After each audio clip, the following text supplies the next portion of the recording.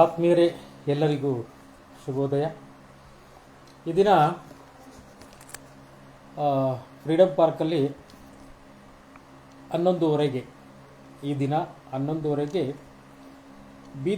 ಬೀದರ್ ಜಿಲ್ಲೆಯಲ್ಲಿ 16 ವರ್ಷದ ರಾಜ್ಯ ಮಟ್ಟದ ಕಬಡ್ಡಿ ಕ್ರೀಡಾಪಟು, ಅದು ಅಪ್ರಾಪ್ತ ಬಾಲಕಿ ಕುಮಾರಿ ಶೋಭರವರನ್ನು ಅತ್ಯಾಚಾರವೆಸಗಿ ಕೊಲೆ ಮಾಡಿರುವುದನ್ನು ಖಂಡಿಸಿ ಇವತ್ತು ಫ್ರೀಡಮ್ ಪಾರ್ಕ್ನಲ್ಲಿ ದಲಿತ ಪರ ಸಂಘಟನೆಗಳ ಒಕ್ಕೂಟ ಹಾಗೂ ಕನ್ನಡ ಪರ ಸಂಘಟನೆಗಳು ಒಟ್ಟಾರೆಯಾಗಿ ಇವತ್ತು ಒಂದು ಬೃಹತ್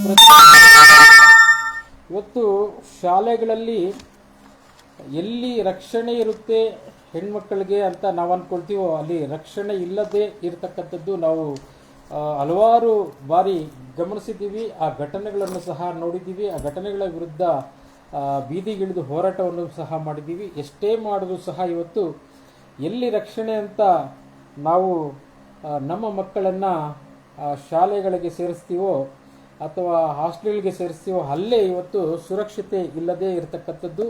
ಇವತ್ತು ನಮ್ಮ ಹೆಣ್ಣು ಮಕ್ಕಳು ಸಾವಿಗೀಡಾಗುವಂಥದ್ದು, ಅತ್ಯಾಚಾರಕ್ಕೆ ಒಳಗಾಗುವಂತಹ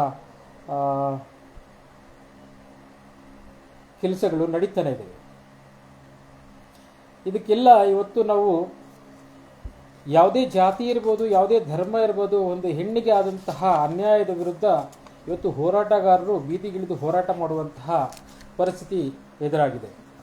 ಅಲ್ಲಿನ SP ಏನಿವತ್ತು ಅಲ್ಲಿ SP ಅವರು ಇವತ್ತು ಈ ಒಂದು ಕ್ರಮದ ವಿರುದ್ಧ ಅಂದರೆ ಆ ಮಗುವಿಗೆ ಒಂದು ನ್ಯಾಯ ಕೊಡಿಸ್ಲಿಕ್ಕೆ ಎಲ್ಲೋ ಹಿಂದೇಟಾಗ್ತಾ ಇದ್ದಾರೆ. ಅವರನ್ನು ಇವತ್ತು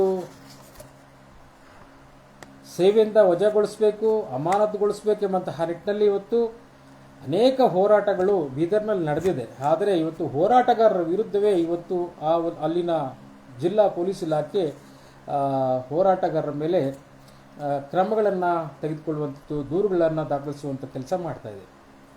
ಇದೆಲ್ಲ ಆಗಬಾರ್ದು. ಇವತ್ತು ಬೆಂಗಳೂರಿನ ಫ್ರೀಡಮ್ ಪಾರ್ಕ್ನಲ್ಲಿ ಆ ಮಗುವಿಗೆ, ಕುಮಾರಿ ಶೋಭಾ ಸಾವಿಗೆ ನ್ಯಾಯ ಒದಗಿಸ್ಕೊಡ್ಬೇಕು, ಕೂಡಲೇ SIT ತನಿಖೆಗೆ ಆಗ್ರಹಿಸಬೇಕು ಎಂಬಂತಹ ನಿಟ್ಟಿನಲ್ಲಿ ಒಂದು ಹೋರಾಟವನ್ನು ಹಮ್ಮಿಕೊಂಡಿದ್ದೀವಿ. ಇನ್ನೇನು 10-20 ನಿಮಿಷಗಳಲ್ಲಿ ಹೋರಾಟ ಪ್ರಾರಂಭವಾಗ್ತದೆ ಇದೇ ಫ್ರೀಡಮ್ ಪಾರ್ಕ್ನಲ್ಲಿ. ದಯವಿಟ್ಟು ಎಲ್ಲ ಹೋರಾಟಗಾರರು ಸಕಾಲಕ್ಕೆ ಆಗಮಿಸಿ ಹೋರಾಟವನ್ನು ಯಶಸ್ವಿಗೊಳಿಸಬೇಕಂತ ತಮ್ಮಲ್ಲಿ ಕಳಕಳಿಯಿಂದ ಮನವಿ ಮಾಡ್ಕೊಳ್ತೀವಿ. ತಾವು ಬನ್ನಿ, ತಮ್ಮ ಪದಾಧಿಕಾರಿಗಳನ್ನು ಕರ್ತನ್ನಿ.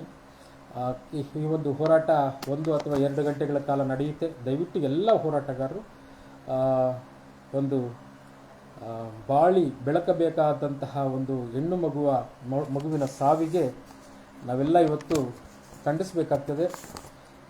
ಯಾವುದೇ ಹೆಣ್ಣು ಮಗುವಿಗೂ ಸಹ ಈ ರೀತಿಯಾದಂತಹ ಸಾವು ಬರಬಾರ್ದು.